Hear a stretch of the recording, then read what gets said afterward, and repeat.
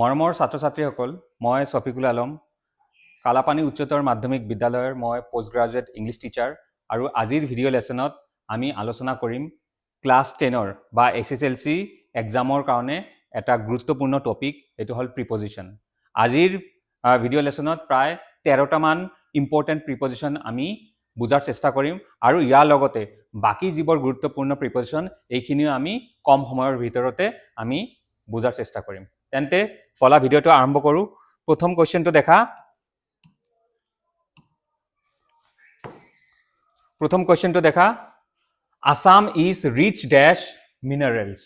আৰু তোমালোকে ছবি দেখিব পাৰিছা, ফটোত আমাৰ ধুনীয়া আমাৰ অসমত প্ৰাকৃতিক সম্পদ হয় নহয়, বহুত বেছি পৰিমাণে আছে, প্ৰচুৰ পৰিমাণে আছে। আৰু ৰিচ ইন মানে যেতিয়া প্ৰচুৰ পৰিমাণে পায় বা চহকী হয় নহয়, তেন্তে ৰিচৰ লগত তোমালোকে মনত ৰাখিবা, ৰিচৰ লগত হয় ইন, ৰিচ ইন।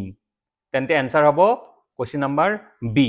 আৰু ইন প্ৰিপজিশ্যন আৰু কাৰ লগত দিয়ে এইটো মনত ৰাখিবা, এক্সেল ইন এইটো পৰীক্ষাত আহে, কনচিষ্ট ইন এইটো পৰীক্ষাত আহে, আৰু কি ডিল ইন, কোনো ব্যৱসায় কৰাৰ ক্ষেত্ৰত আমি ডিল ইন ব্যৱহাৰ কৰোঁ। চ' ইনৰ লগত প্ৰিপজিশ্যন ইন ব্যৱহাৰ হোৱা পৰীক্ষা তোমালোকৰ এইবোৰ দিয়ে, এইবোৰ সব হ'ল গুৰুত্বপূৰ্ণ, এইখিনিও তোমালোকে মনত ৰাখিবা। নেক্সট কুৱেশ্যনটো দেখা, কুৱেশ্যন নম্বৰ 2 দেখা, health is preferable dash wealth. আৰু প্ৰিফাৰেবল লগত আমি কি ব্যৱহাৰ কৰোঁ, টু।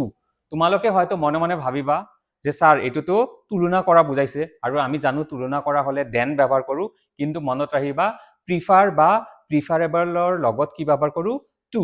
তোমালোকে দেখিব পাৰিছা ছবিত কি কৈছে, ৱেল, তাৰ বহুত সম্পদ আছে হয়নে নহয়, কিন্তু তাতকে বেছি কি ভাল, আমাৰ হেল্থ, আমাৰ স্বাস্থ্যটো আমি প্ৰিফাৰ কৰা উচিত।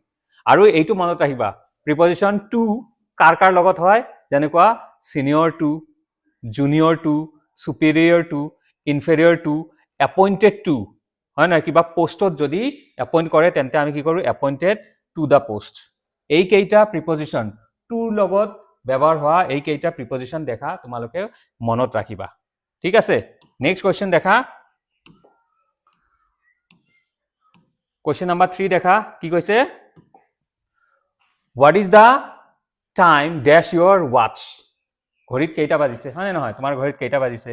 আমি হয়তো ভাবোঁ যে তোমাৰ ঘড়ীত তেন্তে ইন ব্যৱহাৰ কৰোঁ, আমাৰ অসমীয়াত আমি যেনেদৰে ভাবোঁ হয়তো এনেকুৱা ভাবিব পাৰোঁ, what is the time in your watch, কোনেজনে ক'ব পাৰে অন ইয়ৰ ৱাচ, কিন্তু মনত ৰাখিবা ইংৰাজীত এইটো কেনেদৰে কয়, বাই ইয়ৰ ৱাচ। মনত ৰাখিবা what is the time by your watch. Next question দেখা, কুৱেশ্যন নম্বৰ 4 দেখা, this shop deals dash electronic goods. মানে কি ইলেক্ট্ৰনিক বস্তুৰ এইটো কি কৰে, বিজনেছ কৰে, ব্যৱসায় কৰে। ইয়াতে দেখা, ফটোত দেখা পাইছা ইলেক্ট্ৰনিক বস্তু বিজনেছ হয় নে নহয়, তেন্তে মনত ৰাখিবা ডিলৰ লগত কি হয়, ইন, ডিল ইন। আৰু কেতিয়াবা কিন্তু ডিলৰ লগত উইথো ব্যৱহাৰ কৰা হয়। ডিল ইন ব্যৱসায় কৰা বা বিজনেছ কৰা বুজালে ডিল ইন ব্যৱহাৰ কৰা হয়। দেখা ব্যৱহাৰৰ ক্ষেত্ৰত বাণিজ্য বা ব্যৱসায় তাৰ ক্ষেত্ৰত ডিল ইন ব্যৱহাৰ কৰোঁ।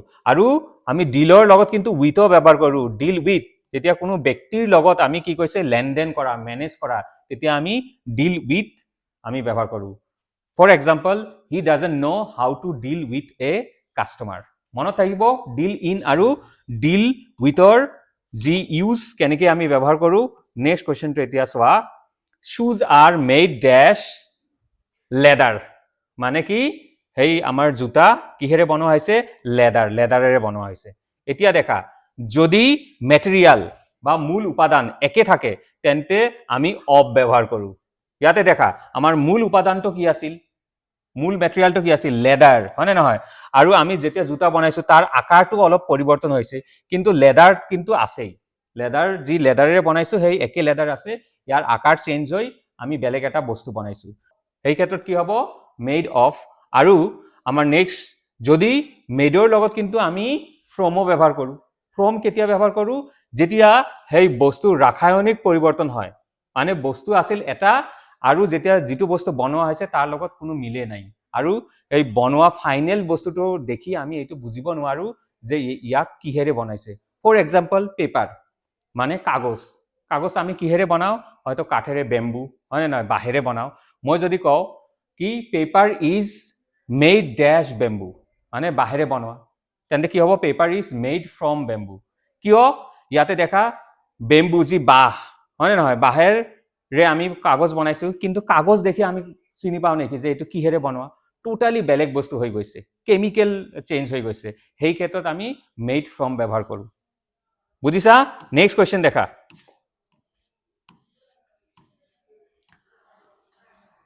অলৱেজ বিৱেৰ ডেছ ফলছ ফ্ৰেণ্ডছ, হয় নহয়? আমাৰ কেতিয়া বস্তু থাকে কিছুমান ট্ৰু ফ্ৰেণ্ডছ আৰু কিছুমান ফলছ ফ্ৰেণ্ডছ, হয় নহয়? সেই বেয়া বন্ধু ফলছ ফ্ৰেণ্ডছৰ পৰা সদায় কি হৈ থাকিবা? সাৱধান। সেই সাৱধান বাণী, সতৰ্ক বাণীৰ ক্ষেত্ৰত কিন্তু আমি কি কৰোঁ? বিৱেৰৰ লগত কি ব্যৱহাৰ কৰোঁ? অফ। বিৱেৰ অফ, সাৱধান হোৱা, সতৰ্ক হোৱা।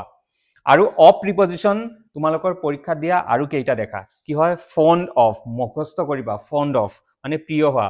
boast of, গৰ্ব কৰা। sure of, tired of, আৰু convicted of, এই কেইটা প্ৰিপজিশ্যনো তোমালোকে মনত ৰাখিবা। নেক্সট কুৱেশ্যন দেখা। কুৱেশ্যন নম্বৰ 7 দেখা। You must abide dash the rules, আমি ৰুলছ মানি চলা উচিত। আৰু এবাইডৰ লগত আমি কি প্ৰিপজিশ্যন ব্যৱহাৰ কৰোঁ? এবাইড বাই। মনত থাকিব, এবাইড বাই, কোনো আইন কানুন নিয়ম নীতি মানি চলোৱাৰ ক্ষেত্ৰত আমি এবাইড বাই ব্যৱহাৰ কৰোঁ। নেক্সট কুৱেশ্যন দেখা। কুৱেশ্যন নম্বৰ 8 দেখা। হি ইজ এংৰি ডেছ হিজ নটি চিষ্টাৰ, হয় নহয়? তাৰ ভণ্টিৰ লগত কি কৰিছে? খং কৰিছে। এতিয়া ভণ্টি এজনী কি হয়? ব্যক্তি হয়, মানুহ হয়।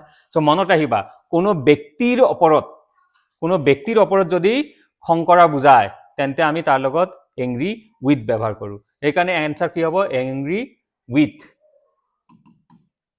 হয় নহয়? এংৰি এটো আমি ব্যৱহাৰ কৰোঁ, কিন্তু এংৰি এট। কিন্তু কাৰো আচৰণৰ ওপৰত যদি খং কৰা বুজা, তেন্তে আমি এংৰি এট ব্যৱহাৰ কৰোঁ। এংৰি উইথো হয়, এংৰি এটো হয়। এংৰি উইথ হ'লে ব্যক্তিৰ লগত, আৰু এংৰি এট কাৰো আচৰণ বা বিহেভিয়াৰ, তাৰ ওপৰত আমি এংৰি এট ব্যৱহাৰ কৰোঁ। নেক্সট কুৱেশ্যন দেখা। He goes to school does bus, হয় নহয়? আৰু এইটো কি বুজাইছে? মোড অফ ট্ৰান্সপৰ্টেশ্যন, মানে যাতায়াতৰ মাধ্যম বুজাইছে। আৰু যাতায়াতৰ মাধ্যম যদি বুজায়, তেন্তে তাৰ লগত আমি বাই প্ৰিপজিশ্যন ব্যৱহাৰ কৰোঁ। তোমালোকে দেখিব পাৰিছা ল'ৰাজনে বাছেৰে স্কুলত গৈ আছে, হয় নহয়? সেই ক্ষেত্ৰত আমি কি ব্যৱহাৰ কৰিম? বাই, অপশ্যন এ।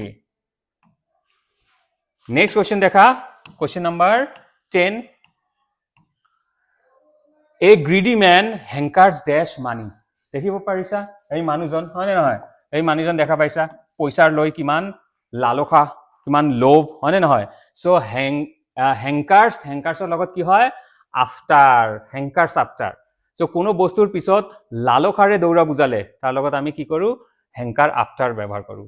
আৰু আফটাৰ প্ৰিপজিশ্যন ব্যৱহাৰ হোৱা আৰু কেইটা ৱাৰ্ড দেখা। কি কি? ৰান আফটাৰ মানি, লুক আফটাৰ মানে কি? চোৱা চিতা কৰা, যত্ন লোৱা, ঠিক আছে? মনত থাকিব। নেক্সট কুৱেশ্যন দেখা।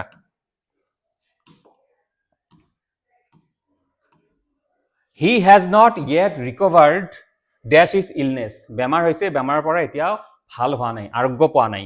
চ' ৰিকভাৰ, মনত ৰাখিবা, ছবি দেখিছা, এতিয়া বেমাৰ হৈ আছে, আৰোগ্য হোৱা নাই, ভাল পোৱা নাই, বেমাৰ ভাল হোৱা নাই।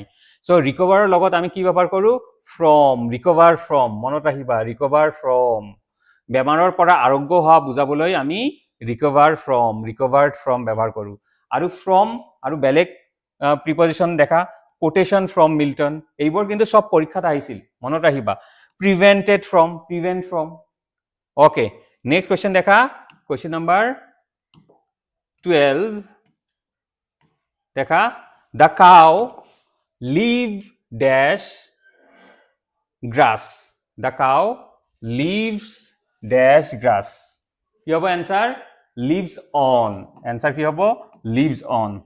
দেখা, গৰুৱে কি কৰে? ঘাঁহ খায়ে জীয়াই থাকে। এতিয়া বুজাৰ চেষ্টা কৰা, কোনো বিশেষ যদি খাদ্য খাই জীয়াই থকা বুজায়, তেতিয়া আমি লিভ অন ব্যৱহাৰ কৰোঁ। আৰু কোনো উপায় বা পৰিশ্ৰম বা নীতিৰ জৰিয়তে জীয়াই থকা বুজালে আমি লিভ বাই ব্যৱহাৰ কৰোঁ। ফৰ এক্সাম্পল দেখা, the blind men lives by begging, এই অন্ধ মানুহজনে কেনেকে জীয়াই থাকে? ভিক্ষা কৰি জীয়াই থাকে। আৰু এইটো কিন্তু পৰীক্ষাত বাৰে বাৰে দিয়ে এই কুৱেশ্যনটো। কি? Man does not live does bread alone. Answer কি হ'ব? Man does not live by bread alone. মনত থাকিব।